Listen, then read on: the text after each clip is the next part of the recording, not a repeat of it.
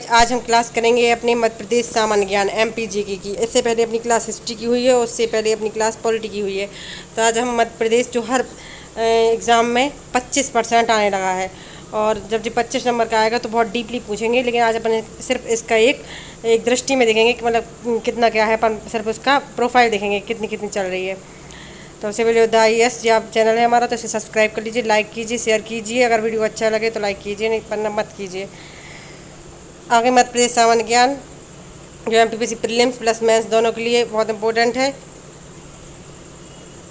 आगे मध्य प्रदेश एक दृष्टि में स्टेट प्रोफाइल इसकी।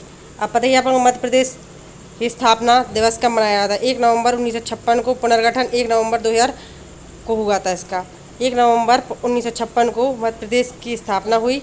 उसका पुनर्गठन कब हुआ? 1 नवंबर 2000 को। सिर्फ अपन कीवर्ड्स हैं अभी तो, सिर्फ तो वही पढ़ते जाएंगे, फिर इसका अंदर डीपली अध्ययन पर बाद में करेंगे अगले और क्लासों में। लेकिन अभी फिलहाल आप एक दृष्टि में देख लीजिए कैसी प्रोफाइल है इसकी। स्थापना बता देनी है 1 नवंबर 1956, पुनर्गठन 1 नवंबर 2000। तो नवंबर दोनों माह हैं, एक तारीख भी है, बस सिर्फ उनकी ईयरली यानी सन का अंतर है। तो 1956 और 2000 जी भर याद करना है आपको। अंग्रेज़ की राजधानी भोपाल है। व्यावसायिक राजधानी क्या है? इंदौर है। और जो राजधानी अभी है भोपाल है वो, और व्यावसायिक राजधानी अपनी इंदौर है। कुल क्षेत्रफल है 3,08,245 वर्ग किलोमीटर, और भारत का 9.38% यानी 9.38% इसका क्षेत्रफल है। दूसरा सबसे बड़ा राज्य है ये, भारत का दूसरा सबसे बड़ा राज्य है। 3,08,245 वर्ग किलोमीटर इसका कुल क्षेत्रफल है। तो ये याद करना इम्पोर्टेंट है, 3,08,245 ये याद करना बहुत ज़रूरी है। स्क्वायर वर्ग किलोमीटर, ठीक है। इसके बाद अपनी सीमाएं हैं, 5 राज्यों से लगती हैं इसकी सीमाएं। कौन कौन से राज्य हैं भी अपन को देखने हैं। तो अपने राज्य हैं उत्तर प्रदेश, राजस्थान, गुजरात, महाराष्ट्र, छत्तीसगढ़। उत्तर प्रदेश यानी यूपी, RJ यानी राजस्थान, गुजरात, फिर उसके बाद है अपना महाराष्ट्र MH, और फिर उसके बाद है छत्तीसगढ़ CG। तो ये 5 स्टेट अपन को याद कर लेना है। उत्तर प्रदेश, राजस्थान, गुजरात, महाराष्ट्र, छत्तीसगढ़ 5 राज्यों से अपनी सीमाएं लगती हैं मध्य प्रदेश की। उसके बाद राज्य की प्रतीक क्या है इसकी? राज्य की प्रतीक यानी स्टेट सिंबल्स। तो इसके अपना पशु कौन है? बारहसिंगा, वेडरी प्रजाति का है। कान्हा राष्ट्रीय उद्यान में ये है। कौन सी प्रजाति का है? वेडरी प्रजाति का, याद रखना है, आ जाता है कभी कभार। कान्हा राष्ट्रीय उद्यान में ये है। पशु कौन सा है? बारहसिंगा। और फिर पक्षी कौन सा है? दूधराज है। इंपॉर्टेंट है, एक बार याद कर लो, ज़्यादातर नहीं पूछा जाता है, फिर भी शायद पूछ ले कभी। और शाह बुलबुल, पैराडाइज फ्लाई कैचर इसका नाम है, पैराडाइज फ्लाई कैचर शाह बुलबुल का। और दूधराज भी बोलते हैं इसको। क्या है? दूधराज या फिर शाह बुलबुल? शाह बुलबुल, ठीक है। तो वृक्ष कौन सा है? बरगद। और पुष्प है सफ़ेद लिली। मछली है महासीर। तो अपने यहाँ से जिसको इम्पोर्टेंस दी गई है। बारहसिंगा पशु है अपना, राज की प्रतीक है जो अपना। दूधराज पक्षी है। बरगद वृक्ष है। पुष्प लिली है। मछली महासीर है। नाट्य कौन सा है? माछ। नृत्य है राई। और मलखम है खेल। खेल कौन सा है? मलखम, जिसे राजकीय खेल माना गया है। और माच एक नाटक है, नाट्य है। और राई कौन सा? राई एक नृत्य है जो अपने यहाँ का बहुत इम्पोर्टेंट है, राई नृत्य। और सफ़ेद लिली, जो लिली है वाइट लिली, तो वो अपने यहाँ क्या है? पुष्प है। और महासीर मछली है जो अपने यहाँ के तालाब में पाई जाती है, जो राज की है, इसको मानना गैर कानूनी है। उसके बाद भाग 2 है मध्य प्रदेश का भूगोल एवं नदियाँ, geography and reverse Madhya Pradesh की। तो प्रमुख पर्वत एवं चोटियाँ। प्रमुख पर्वत एवं चोटियों में कौन कौन से? सतपुड़ा श्रेणी सर्वोच्च चोटी है, धूपगढ़ की सबसे ऊंची चोटी है सतपुड़ा श्रेणी। इसकी लंबाई कितनी है? 1350 मीटर, और ऊंचाई है मतलब। और पचमढ़ी इसकी महादेव पहाड़ियाँ, और पचमढ़ी की महादेव पहाड़ियाँ। सर्वोच्च चोटी धूपगढ़ है, जो पचमढ़ी महादेव पहाड़ियाँ भी कहा जाता है इसे, और सतपुड़ा की श्रेणी की सबसे ऊंची चोटी है ये। और विंध्याचल श्रेणी सर्वोच्च चोटी है सद्भावना शिखर। कौन सी है? सद्भावना शिखर। और गुडविल पीक भी बोलते हैं इसको, 752 मीटर इसकी ऊंचाई है। दमोह में है। कहाँ पर है ये? दमोह में। इंपॉर्टेंट है विंध्याचल श्रेणी और सतपुड़ा श्रेणी। और ये सर्वोच्च चोटी धूपगढ़ है इसकी, महादेव पहाड़ी पंचमढ़ी में है। और सर्वोच्च चोटी विंध्याचल श्रेणी की सर्वोच्च चोटी है सद्भावना शिखर, गुडविल पीक भी बोलते हैं इसको, 752 मीटर ऊंची है और दमोह में है। याद करना इंपॉर्टेंट है, इसलिए इम्पोर्टेंट। प्रमुख नदियाँ एवं अववाह तंत्र। प्रमुख नदियाँ एवं अववाह तंत्र कौन से? नदी और उद्गम स्थल, उनकी कुल लंबाई और विशेष तत्व MPPSC कीवर्ड्स के हिसाब से हैं जो इम्पोर्टेंट है, आ सकते हैं। नर्मदा नदी, चंबल नदी, सोन नदी, ताप्ती नदी। इनका उद्गम देख लेते हैं। नर्मदा का उद्गम अमरकंटक अनूपपुर से निकलती है ये, और इसकी लंबाई है 1312 किलोमीटर। MP में 1070 किलोमीटर इसकी लंबाई है, कहीं कहीं गलत भी होती है लेकिन ऑथेंटिक है। 1312 कुल है और MP में 1070 किलोमीटर। पूर्व से पश्चिम प्रवाह है इसका, मतलब ये पूर्व से पश्चिम उल्टी दिशा में बहती है ये। और डेल्टा नहीं, एस्चुरी बनाती है। तो पता ही है ये एस्चुरी क्यों बनाती है? एस्चुरी एक वो होता है जो मीठा पानी होता है, जी मीठा पानी बनाती है और बहती रहती नदी है, तो जी अच्छा डेल्टा नहीं बनाती। डेल्टा रहता है समुद्र में, जब समुद्र में गिरती है तब डेल्टा बनाती है। और एस्चुरी जो है वो एक मीठा पानी होता है, वो पानी पीने योग्य होता है, मतलब अच्छा होता है, इसका यूज कर सकते हैं अपन। एस्चुरी का निर्माण करती है। चंबल नदी जो है वो जानापाव पहाड़ी मऊ से निकलती है। इंदौर मऊ जानापाव पहाड़ी ऊपर से, अगर अपन मध्य प्रदेश का वो देखें मैप तो उसमें ऊपर से निकलती है वो जानापाव पहाड़ी।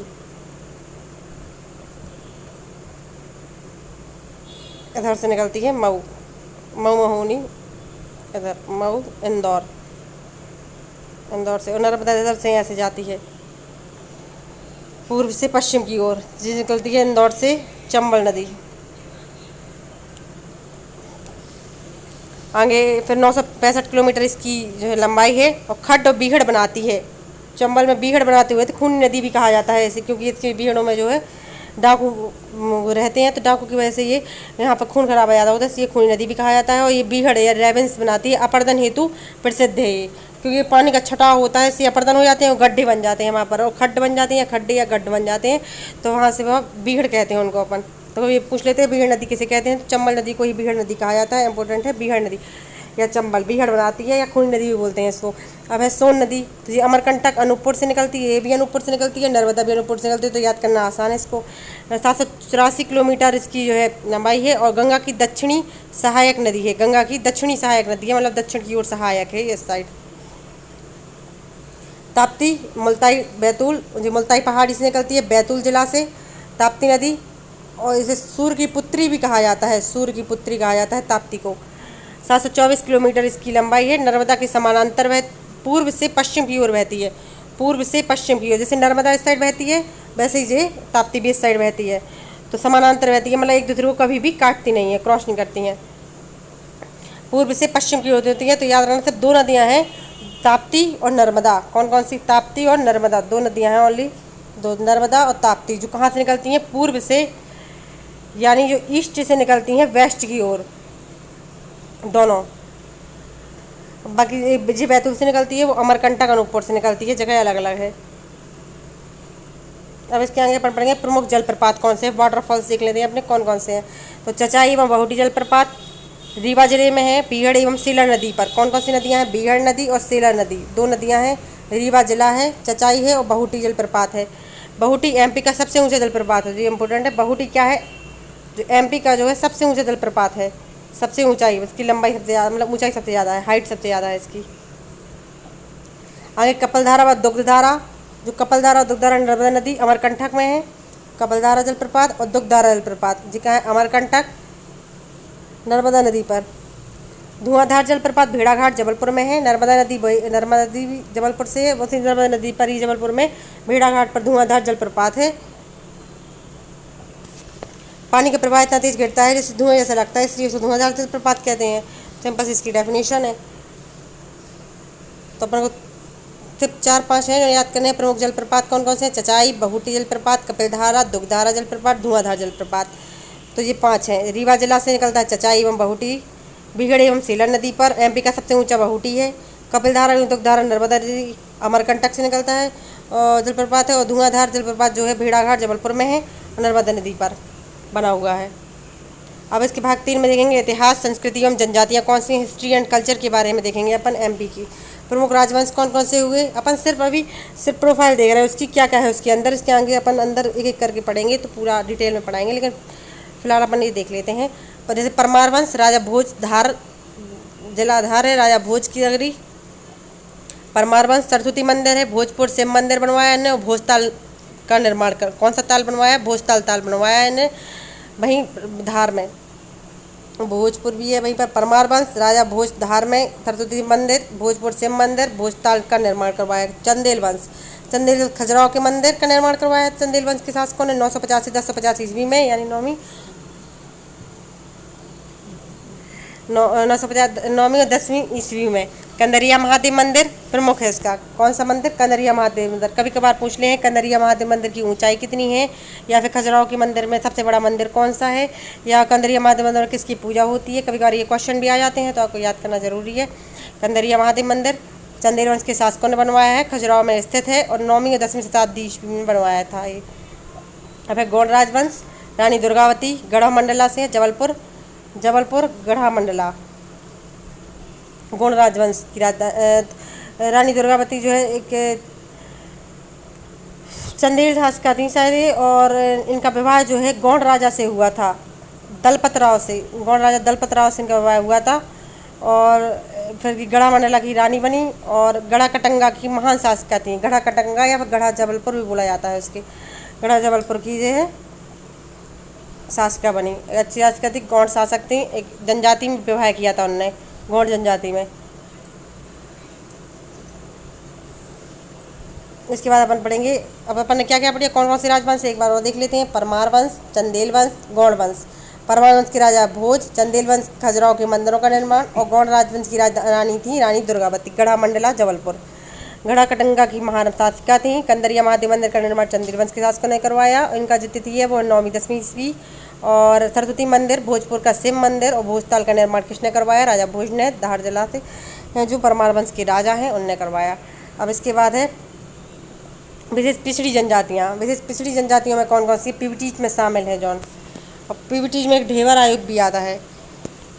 अब पीवीटीज में शामिल जनजातियाँ देख लेते हैं, मुख्य निवास क्षेत्र देख लेते हैं, विशेष तत्व देख लेते हैं इनके कौन कौन से हैं। तो पहले भील जाति, गौंड जाति, बैगा जनजाति, भारीय जनजाति और सहारिया जनजाति, 5 प्रकार की जनजातियाँ हैं जो एमपी में हैं विशेष रूप से। मुख्य निवास स्थल देख लेते हैं इनके, कौन से निवास स्थान है या निवास क्षेत्र हैं इनके। भील जनजाति झाबुआ अलीराजपुर में निवास करती हैं।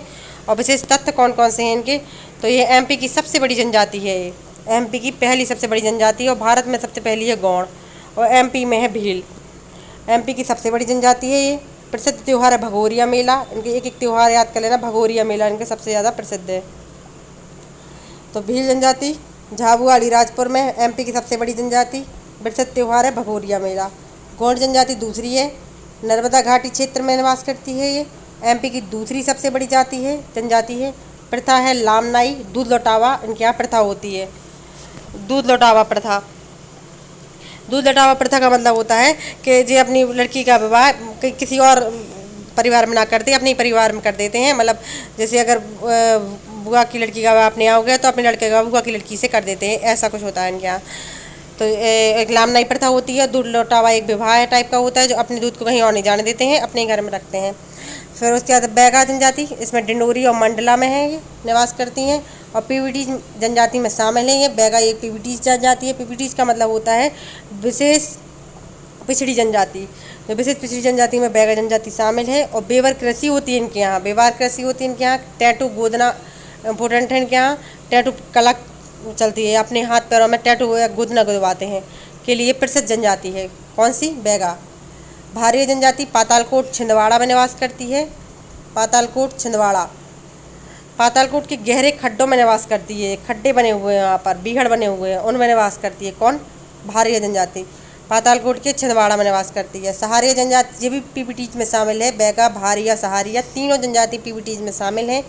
और सहारिया जनजाति शिवपुरी में है, गुना भिंड में, मध्य प्रदेश में देखा जाए तो शिवपुरी ऊपर है, ग्वालियर के आसपास उसके ऊपर है। तो वहाँ शिवपुरी में जो है गुना भिंड इन सब में जो सहारिया जनजाति रहती है। और जड़ी बूटी ज्ञान के लिए जानी जाती है, मतलब ये जड़ी बूटियों का, औषधियों का ज्ञान होता है, जड़ी बूटियों का ज्ञान होता है इन्हें। शिवपुरी, गुना, भिंड 3 जगह है सहारिया जनजाति। भारिया जनजाति पातालकोट में है, बैगा जनजाति डिंडोरी मंडला में है, गौंड जनजाति नर्मदा घाटी क्षेत्र में है, भील जनजाति झाबुआ राजपुर में है। तो क्षेत्र भी याद करना जरूरी है और विशेष तथ्य भी याद करना जरूरी है। कौन कहाँ की है, तो एमपी की सबसे पहली जनजाति है भील, और दूसरी है गौंड। तीसरी पीपीटी में शामिल है जो बैगा, भारिया, फिर सहारिया। इसके आगे अपन पढ़ेंगे भाग 4 राष्ट्रीय उद्यान एवं पर्यावरण इकोलॉजी। क्या क्या है इसके? राष्ट्रीय उद्यान, जिला और एमपीपीएससी परीक्षा उपयोगी तथ्य कौन कौन से हैं इनके। राष्ट्रीय उद्यान कौन से हैं? 4 राष्ट्रीय उद्यान दिए गए हैं इसमें। कान्हा किसली राष्ट्रीय उद्यान, बांधवगढ़ राष्ट्रीय उद्यान, कूनो राष्ट्रीय उद्यान और पन्ना टाइगर रिजर्व। ये पन्ना राष्ट्रीय उद्यान की है। कान्हा किसली राष्ट्रीय उद्यान, जिला कौन सा है इनका? मंडला बालाघाट है कान्हा किसली राष्ट्रीय उद्यान का। और इसका जो है कीवर्ड्स क्या है इसके, तो प्रथम राष्ट्रीय उद्यान 1955 में इसकी स्थापना हुई। भूरसिंह बारहसिंगा मस्कट जारी करने वाला पहला नेशनल पार्क है ये। कौन सा? भूरसिंह बारहसिंगा। इनके यहाँ रहता है भूरसिंह बारहसिंगा, मस्कट जारी करने वाला पहला नेशनल पार्क है ये। इंपॉर्टेंट है भूरसिंह बारहसिंगा। बांधवगढ़ उमरिया जिला में है। 32 पहाड़ियों से घिरा है ये। कितनी पहाड़ियों से? 32 पहाड़ियों से। इंपॉर्टेंट है। सर्वाधिक बाघ घनत्व है इसमें, टाइगर डायनेस्टी सबसे ज़्यादा है इसमें। सबसे ज़्यादा बाघ घनत्व टाइगर डायनेस्टी सबसे ज़्यादा। कूनो राष्ट्रीय उद्यान श्योपुर जिला में है। नामीबिया व दक्षिण अफ्रीका से लाए गए चीतों का पुनर्वास है। यहाँ पर चीते लाए गए हैं, अब कुछ जीवंत कुछ नहीं है, क्योंकि वो अपने अपने एटमॉस्फेयर के रहने वाले हैं। वो उधर ठंडक में रहते हैं, यहाँ अलग है, एटमॉस्फेयर इधर का अलग है, इधर का अलग है। तो नामीबिया से और दक्षिण अफ्रीका से लाए गए चीतों का पुनर्वास प्रोजेक्ट चीता अपना जो आया था उसके हिसाब लाए गए थे। पन्ना छतरपुर में है। केन बेतवा लिंक परियोजना से प्रभावित है ये। कौन सी परियोजना? केन बेतवा लिंक परियोजना। और यूनेस्को बायोस्फीयर रिजर्व में ये शामिल है। यूनेस्को ने अपनी साइड में रखा है इसको, पन्ना राष्ट्रीय उद्यान को। तो बस याद कर लेना, कान्हा, बांधवगढ़, कूनो राष्ट्रीय उद्यान, पन्ना राष्ट्रीय उद्यान। मंडला में है कान्हा, बांधवगढ़ उमरिया में, कूनो राष्ट्रीय उद्यान श्योपुर में, पन्ना छतरपुर में। आगे भाग 5 है अर्थव्यवस्था, खनिज एवं जीआई टैक्स। किस किस को जीआई टैक्स मिले हैं, क्या अर्थव्यवस्था रही है, क्या खनिज रहे हैं अपने यहाँ के, देखते हैं। तो हीरा, डायमंड, पन्ना मझगुआ खदान इसकी बहुत इंपॉर्टेंट है। भारत में एकमात्र उत्पादक राज्य है ये। पूरे भारत में एकमात्र उत्पादक राज्य है हीरा। डायमंड पन्ना जिला है इसका। मझगुआ खदान है इसकी। भारत में एकमात्र उत्पादक राज्य है। तांबा, कॉपर, तो मलाजखंड बालाघाट में है। मलाजखंड बालाघाट में। एशिया की प्रसिद्ध तांबा खान है यहाँ पर। एशिया की प्रसिद्ध तांबा खदान, कॉपर सिटी बोलते हैं इसको। तांबा मलाजखंड को क्या बोलते हैं? बालाघाट को क्या बोलते हैं? कॉपर सिटी बोलते हैं। यहाँ पर एशिया की प्रसिद्ध तांबा खदान है। पूरे एशिया की एक प्रसिद्ध तांबा खान है। मैग्नीज, भरवेली की मैग्नीज देखो बालाघाट में है। बालाघाट में एशिया की सबसे बड़ी भूमिगत मैग्नीज खदान है। यहाँ पे एशिया की सबसे बड़ी भूमिगत मैग्नीज खदान। प्रमुख जीआई टैग्स किसे किसे मिले हैं, तो प्रमुख जीआई टैग हैं, देखो प्रमुख जीआई टैग याद रखना। चंदेरी साड़ी को मिले हैं, जो चंदेरी है, और महेश्वरी साड़ी, अहिल्याबाई होलकर ने जो साड़ी उद्योग खोला था उन्होंने महेश्वरी साड़ी की स्थापना करवाई। कड़कनाथ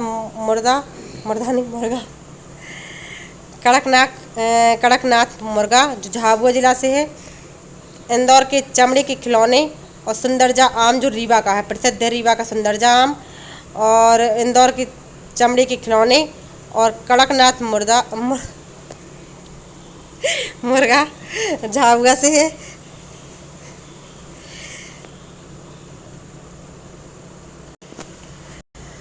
चंदेरी साड़ी, महेश्वरी साड़ी याद रखना है अपन को, और कड़कनाथ मुर्गा।